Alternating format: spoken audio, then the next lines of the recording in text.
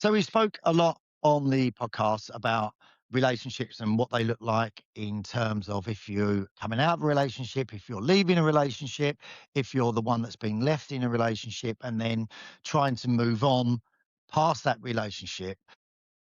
But what happens when none of those decisions are in your hands? When those decisions are taken out of your hands and you find yourself in a situation where you've lost your partner, maybe to illness, maybe to tragic circumstances, whatever it may be, and then you're now in a position where you've got to move on.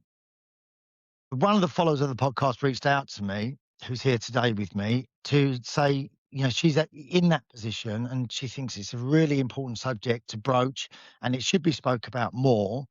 And today I'm really pleased to say that I'm joined by Joe. Joe, thank you for joining us on 50 Shades in Grey. Very brave of you to come along.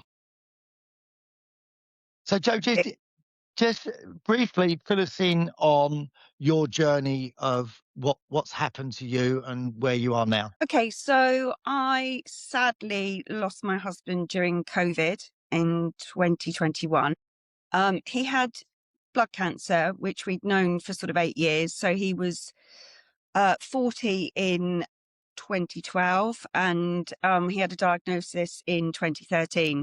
So we were kind of thrown into this world of cancer and treatment and I suppose just trauma, we just moved into a new house and everything was going well. And then, yeah, we were thrown into that. And then to cut a long story short, he had probably 3 or 4 rounds of chemo and which were successful. It was really good. And I think the fear is with blood cancer is that it would transform into going into his blood, sorry, into his central nervous system.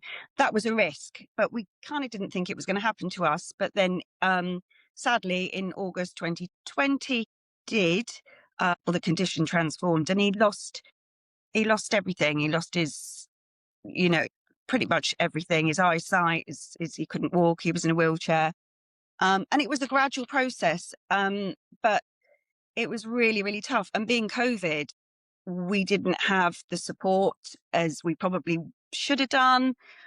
So it kind of, yeah, it brought a lot of trauma to mine and the kids' lives. And then we lost him in February 21. I'm really sorry to hear that, Joe. So Thank you. from that from that period now, so that was 5 years ago. Yeah. So how have you found your journey as sort of a widow since then? No, I think at first you're in shock. You're totally in shock. And even though you're expecting it, it's still a massive shock. And, I would say the first sort of year you're trying to, I've got 2 children and we're trying to, I suppose, just come to terms with exactly what's happened, the enormity of it. My husband was a big character, the village. He was just a great friend to everybody. And it's a massive loss for everybody. So I think, the first year you get the support, you get an awful lot of people that are checking in with you. Um, and we had a business together. So I had to close the business because he was kind of the front man for the business. So it was a lot of kind of admin, I think, for the first year. The second year hit hard, but I still think you're in a bit of a bubble. And you just get to, I think, navigate life as being a single person, and you're angry as well. Yeah. You're angry, you're in the situation. There's lots of times where you're asked out by friends who are couples. You don't want to do it because, you're the odd number. And I think it's more obvious to me personally. It was more obvious. I was kind of better staying at home, being where I felt he still was. And yeah, I think although the support's there, it's not necessarily what you kind of need all the time, but it's hard to make that decision. People say to you, say yes. Do say yes to everything, but it's hard and you're exhausted as well, mentally exhausted. So, yeah, I think that was, and I'm bringing it up to sort of up to date. I suppose year 4 for me last year was probably my toughest year. And I think it was because the reality really sort of set in, and I kind of, I decided to go and speak to somebody which seems a bit weird for bereavement counselling after that amount of time. But I just felt it was important because I was stuck.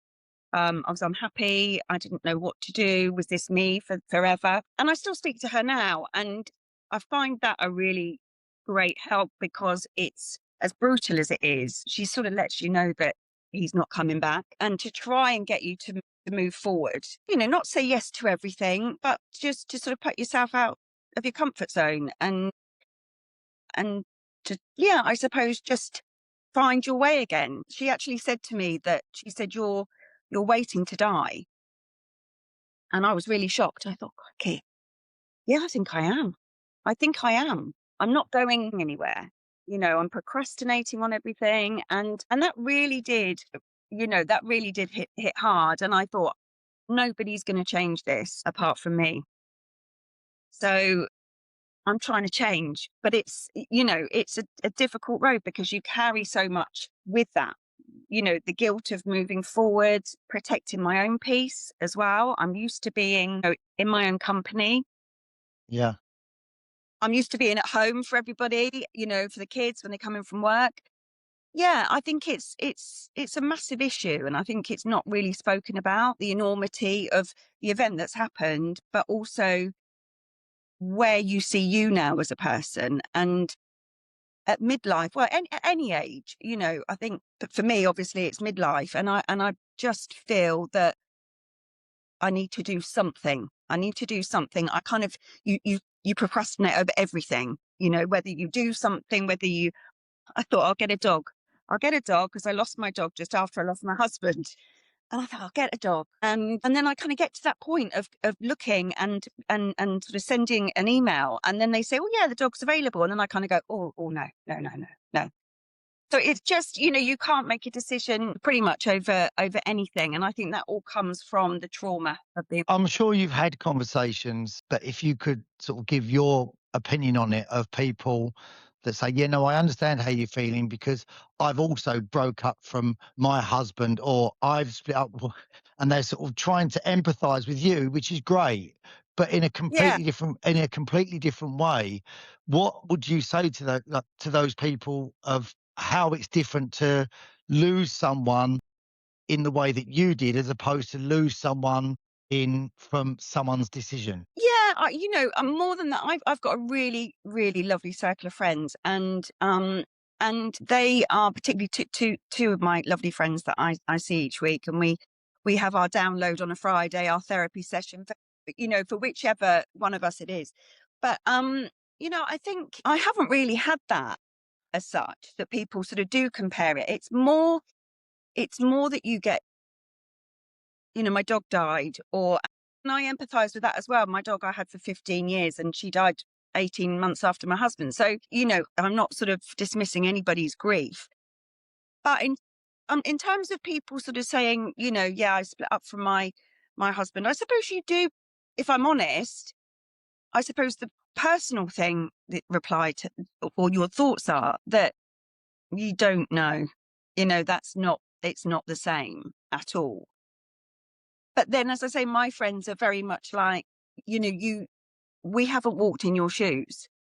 So, if you do cry, 5 years on or whatever, they're very, very good. I don't have anybody that says to my face, you should be over it by now. But I'm sure they do think that, Yeah. if if they, you do sort of see people or whatever, or, even with, if a friend's friend sort of says, oh yeah, how's she doing? And it's like, it's not as deep as it probably was in the first year, if you see what I mean. It's kind of like, oh yeah, but then I'm really also, I think people have got their own lives, Yeah, people move on. Yeah. yeah, people move on. And I also think that, people have their own problems, their own issues. This is mine. This is my problem, my kid's problem, my family's problem. But no, I suppose in answer to your question, I haven't really had that. So I couldn't, they're probably saying it to Yeah. other people, No, not direct. I just wondered if, like, the differences for you, if you ever thought, okay, what would be different between us, say, breaking up or losing your husband, as it was? What would be the main differences? I think in terms of moving forward, where Yeah. I think I carry certainly a massive amount of guilt, to Yeah. move forward, to because I never thought I'd be in this situation. We had a perfect life, a perfect marriage, best friends. And I suppose, I don't know, I just think that it is totally different. It's you carry that weight of moving forward. You feel you feel like you're betraying them. You feel like they're still around you. So how can you move on with somebody else when you still love this person because it was never meant to happen? So it's, yeah, I think there is, and there's guilt in every corner of your life. You know, it's not just your personal guilt that you feel that you're betraying your husband because he is still your husband, but it's the guilt of how everybody else perceives it, you know, and especially my children. My children are my priority. So even though they're 24 and 28, they're still at home. And you know, I feel guilty. They want me to be happy. They really want me to be happy, Yeah. and they are so supportive. But it's how I feel about that. Yeah. And my family are really supportive. And then you get to the in-laws because they see you as that couple. You know, they see you as the two of you together. So to introduce somebody else, I would imagine, is probably really, really challenging. Yeah, that was one of my questions actually, was how like the different sides of the family actually view the situation in terms of you as a person moving on. You know, do you find it sort of your side would be different to the other side, or not yours in particular, but people's in general? Yeah, I think definitely. I think if you know, I've got a really close knit family, and you know, we were together for 30 years. So you know, my first job, I was sort of, what was I, 20, I suppose, and he died when he was 48. And you know, it's, you are one unit. You're seen as one unit, and I think because also you are devastated by that loss, but they actually feel that it's that you will always be together. And so I Yeah, think it would be difficult for them to accept, even though my mother-in-law is so lovely, even though um she's always said to me, you know, well, she joked with me. She said, no, you know, you need to move forward, and you know, you need to live for you. I won't like it, but you know, that kind of thing. But it's so, it would be okay, I think, but it's just me as a person. I care an awful lot about what other people think and how they yeah, perceive it. And that, I think, you know, the question of, well, it didn't take her that long to get over him. She couldn't have loved him that much, you yeah, know, which is totally wrong. yeah. They're the difficult judgments that people will make, won't they? I mean, I know friends of mine have been through the same experience, and they've had exactly the same sort of thrown at them, and then it's like there's never too much time, too less of time. It's just depending on the person of where they are. Mm. Did you and your husband have any conversations about this before he passed? What about me being happy? Yeah, your life moving forward. No, Yeah, I no. mean He would, they must difficult. really difficult conversations, and you know, I know he would want me to be happy, but I know he would have probably hated it as well, you Yeah, know, just he wouldn't even think about that. And to be fair, there was so many other things that we were concentrating on anyway. the time. Yeah, Yeah, at the time it was horrific endings. We would just concentrate. I was concentrating on caring for him, and that was that. We didn't discuss my future at all. so you And I had think, a great marriage. Sorry, you had a great marriage for 25 years. yeah, What was the secret to your great marriage, would you say, in terms of that for people? Because that's hard to achieve right there, right? 25 years of being happy together.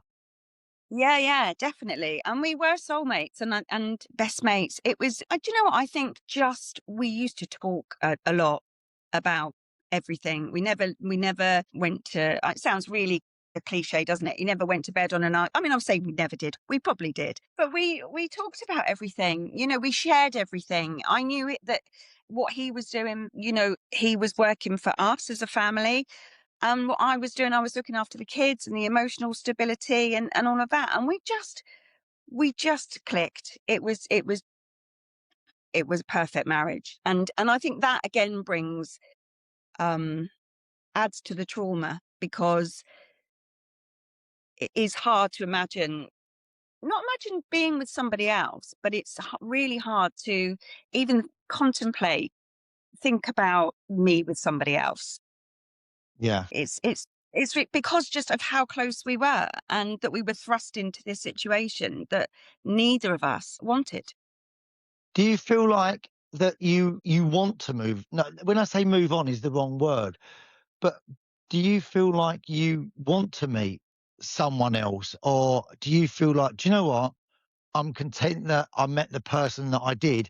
I just want to move forward from, like, with him in my memory into what the next stage of your life is. Yeah, exactly that. I think, I'm happy. I'm happy. I'm content with what I do. I work from home, which brings, another dynamic to it, because you're not out there. You're not out there in a workplace or in a Yeah. situation, because you are on your own. I'm on my own all day, and in the evening as well. My kids obviously come in and out. They both got their own partners, and I think, yeah, I think I. That's a really sort of deep question, because I probably wouldn't go and look for a relationship. That's not me. I would never do the dating apps or anything. Yeah. I think because I feel fulfilled in what I've had, it was so strong and so good, that I'm not yearning to be loved again. I'm quite independent. I'm happy with my own company. I just think sometimes it would be nice for somebody to, if you do get dressed up for the evening, those little things of, you look great tonight, or or just, and touch is a massive thing for me. Yeah. You do feel very, yeah, just a hug, just to sort of say, come on, let's go out and have a nice evening, or whatever.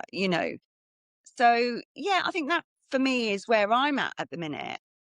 Whether anything happens after that, then okay.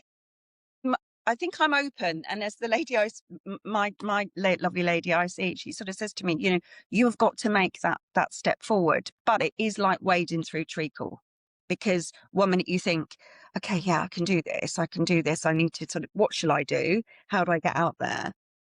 And then other times you think, "No, do you know what? I'm okay with who I am." It's scary. Yeah. Do you find as well now that from having the relationship that you've had, which was 25 years of a great marriage, that you may listen to people that are in marriages and moaning about sort of their partner or certain things that happen? Do you find yourself sort of thinking, geez, you just don't know how lucky you are? I do think that, and that happens a lot. I've got people that, friends of friends, my close circle of friends are really, have got great marriages, which is great. But you do hear stories and you just think, oh my God, really?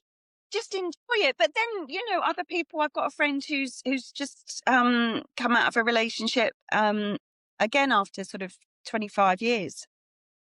But hers was a very different relationship, where it was very controlling. And so, as I said before, it's kind of like you have your own shit to deal with, Yeah, your own and it's, story. yeah, it's their own decision.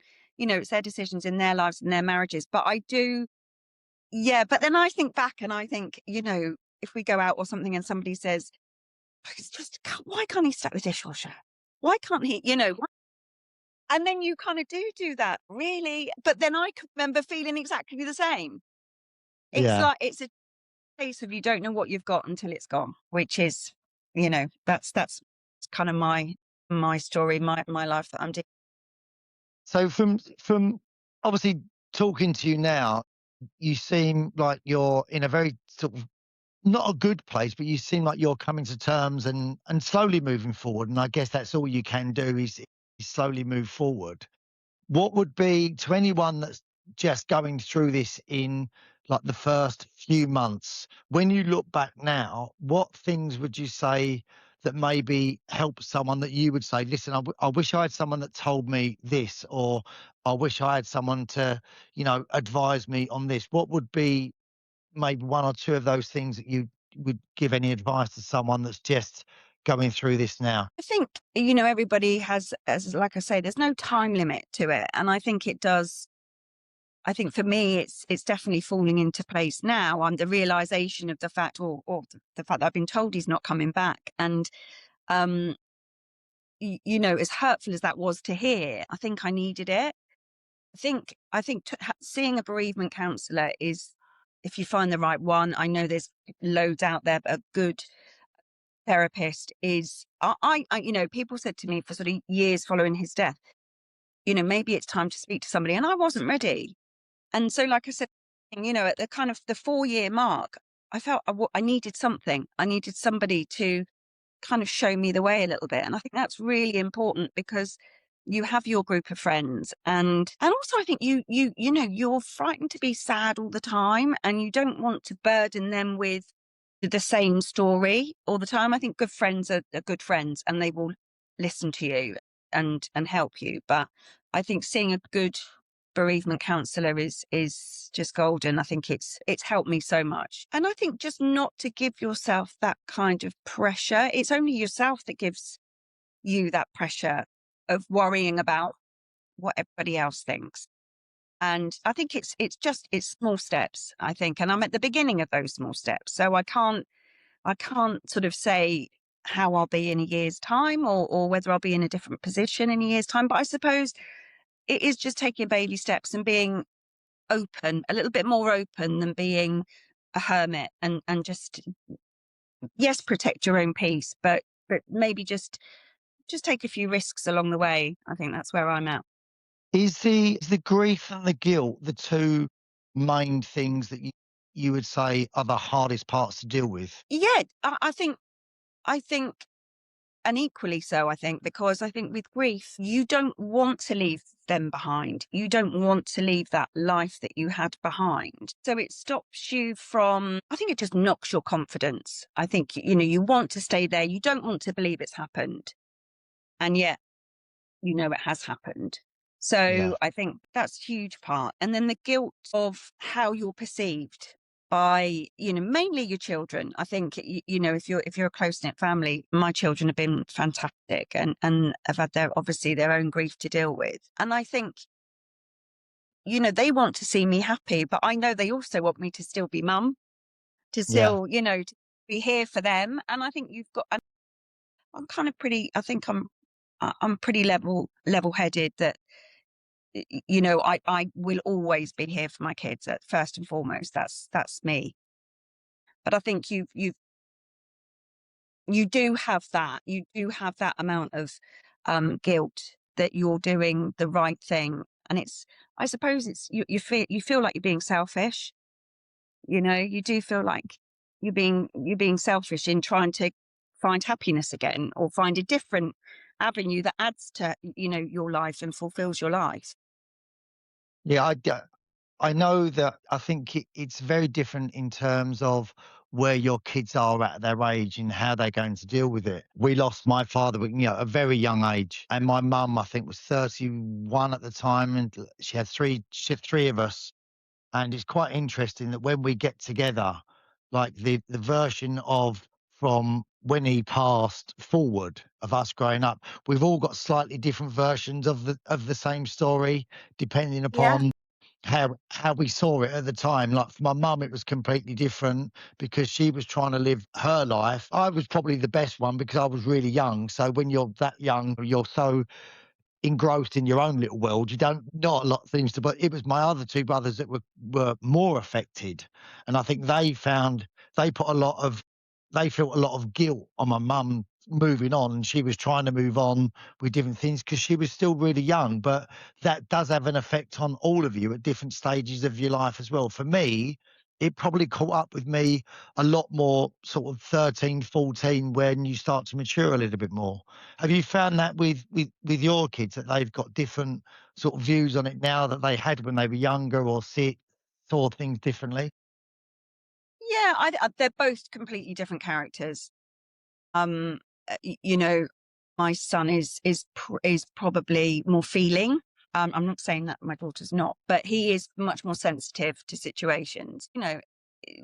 I think. I mean, they were both. What were they? I can't quite do the maths now. So yeah, it's sort of 18 and 22. Yeah. And again, we'd had the whole COVID thing, so they've been in lockdown. They missed out on quite a bit at that time, as loads of people did for whatever reasons. But um, I think it's not about them now. Not that I don't think it's about them, but they want me to be happy. They are very kind of they're both happy in their relationships and their lives, and they've got their whole lives ahead of them, which is how it should be. It's brilliant, and I love that. I absolutely love that. Yeah, I don't think that. I think that they are really supportive of whatever I want to do, and they're great kids. I'm lucky. They're great kids. So the thought of trying dating now, not in terms, I know you've alluded to that you haven't done it, but what are your thoughts about, and I'm not saying about doing it, just about the subject of when you hear sort of people, podcasts like ours or conversations with your friends about dating apps, what do you look at that now and just think, that sounds horrific? I just don't want to do Yeah. it.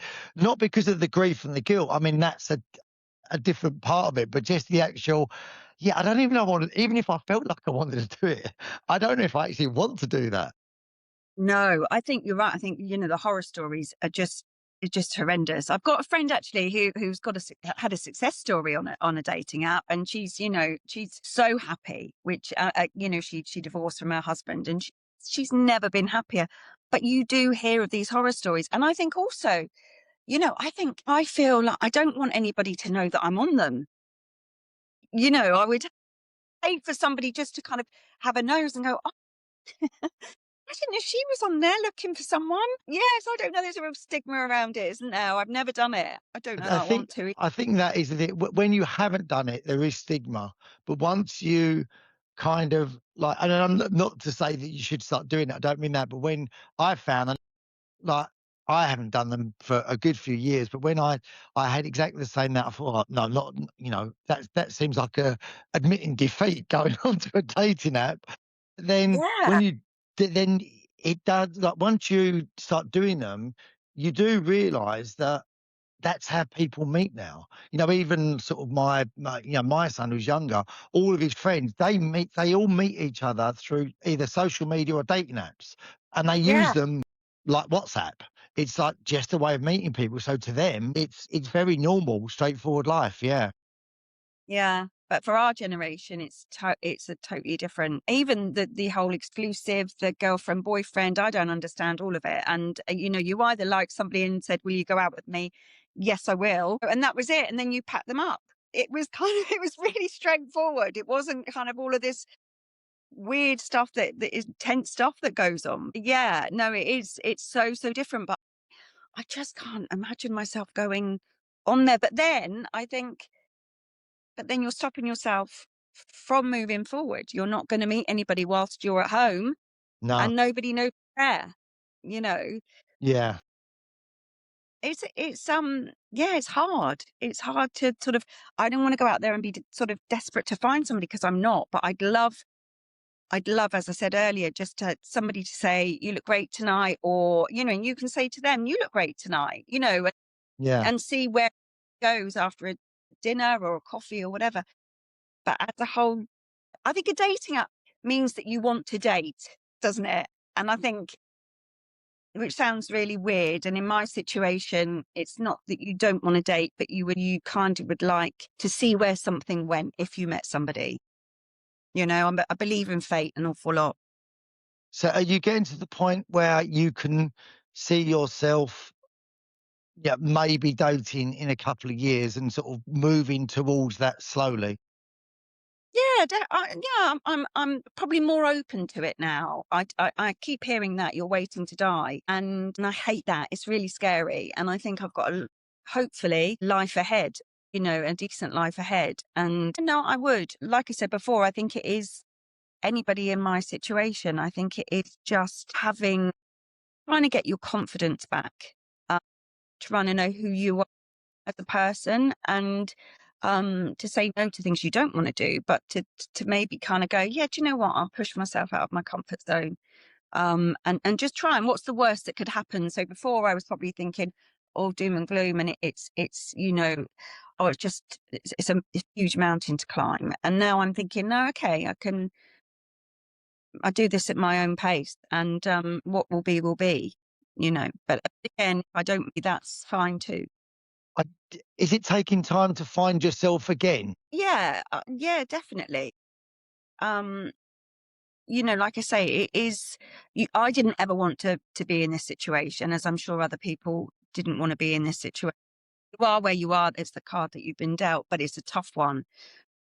And I think it's just, yeah, we were always a couple. I kind of, I think I was 20 when we met. And, it's a long time because they know everything about you, don't they? When you've been with somebody for that length of time. And to be there, I think first of all is just you're getting to grips with survival to start with, your bills, all the stuff to do with silly things like, putting air in your tires. I mean, that's really silly, but it's all of those things. And you think, God, I've got to do that. Everything. I'm doing the bins. You do everything. The blue jobs and the pink jobs that we used to have don't exist anymore. And it's all you. So no, in terms of like you're single now. So not on your Yes. own, because obviously you got great friends and family all around you. But it's that finding yourself as your single self again, because the last time you had that, you was sort of on your own, was when you was 19, and there's been a big gap in between that. So you've got to almost find yourself as a single person again, as opposed to sort of Joe that's married relationship Joe. You're now Joe that you was when you're 19, but all that time has passed. Do you find, is it hard getting to know you again? Yeah, it really is hard. And I think part of it as well is again harping back to the couple, the grief thing is that, you still feel that you are married. And I think Yeah, that's where it is different from being divorced, is that you do still feel that you are in that couple. I still carry his name and I will forever. You are still very much in. I don't feel that I'm not married. And I yeah. don't know whether anyone else can resonate with that. I don't feel that. I don't feel single. Even when you see, if you're doing car insurance or whatever, it says your marital status, and you go down and I put widowed, and I hate that word as I well. hate that word. Yeah, I think it's a horrible word. It really, really is. And you look at it and think, and it always, even now, I always look at it and think, God, that's you. You are that person. And also that makes you feel so much older than you are, I think, Yeah. just that word. And what that means is that you're past it. You're ancient. I think there should be something a bit nicer out there. But yeah, so I suppose I don't feel single as such because I haven't had a horrible breakup with somebody. And I think that's quite deep, isn't it? That you still don't feel single. So that's probably why you carry the guilt of betrayal and all of that. So yeah, no, it's quite a deep question, really. But as well, you are, as I said earlier, I'm now the kind of doors opening a little bit, and it's kind of shining a bit of a light as to you need to go down that path if you want to start living again, and not stay in this darkness that Yeah. living in all the trauma that's been.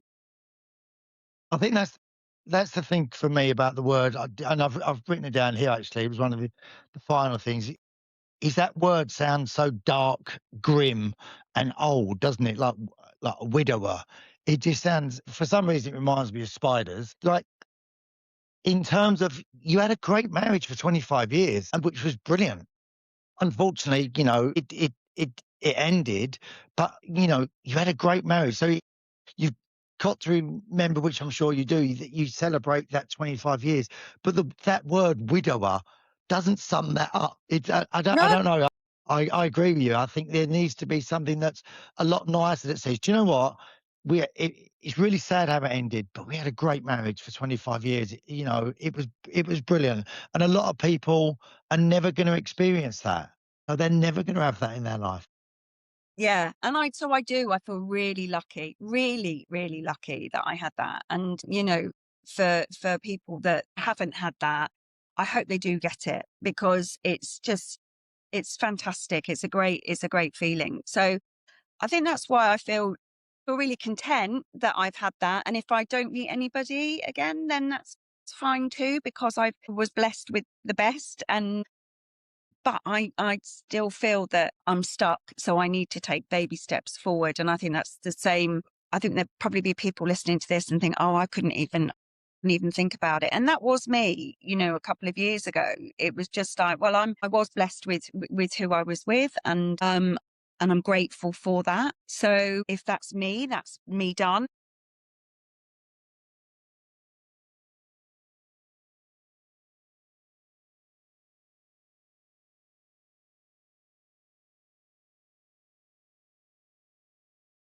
Yeah.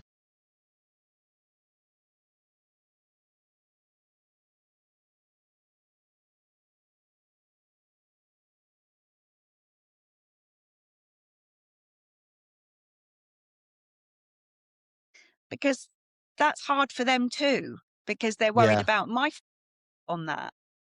So yeah, I am really fortunate that I've had that, and I hope that I'm beginning to find confidence to get out there and hopefully find a friend would be lovely.